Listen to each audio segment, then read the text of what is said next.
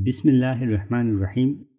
حدیث مبارکہ کا متن ہے، رسول اللہ صلی اللہ علیہ وسلم نے ارشاد فرمایا، قربانی کے دنوں میں قربانی سے زیادہ اللہ کو کوئی عمل محبوب نہیں، اور قیامت کے دن وہ جانور اپنے سینگوں، بالوں اور کھروں کے ساتھ واپس آئے گا، اور قربانی کا خون زمین پر گرنے سے پہلے اللہ کے ہاں قبول ہو جاتا ہے۔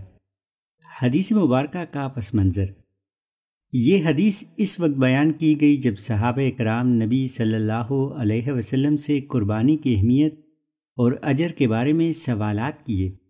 کچھ صحابہ کرام دور دراز علاقوں سے آتے تھے اور انہیں جاننے کی یہ بڑی خواہش تھی کہ اس عبادت کا درجہ کیا ہے، تو آپ صلی اللہ علیہ وسلم نے اس حدیث میں نہ صرف قربانی کی عظمت بیان فرمائی بلکہ یہ بھی واضح فرمایا کہ اللہ تعالیٰ اسے فوراً قبول کرتا ہے۔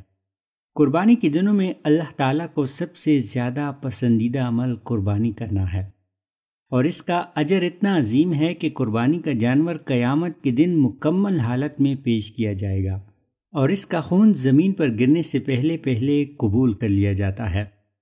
محترم سامعین، آئیے اس عید قربا پر ہم نہ صرف اللہ کی رضا کے لیے قربانی کریں بلکہ اپنے نفس، غرور اور دنیاوی لالچ کی بھی قربانی دے کر اللہ کی رضا حاصل کریں۔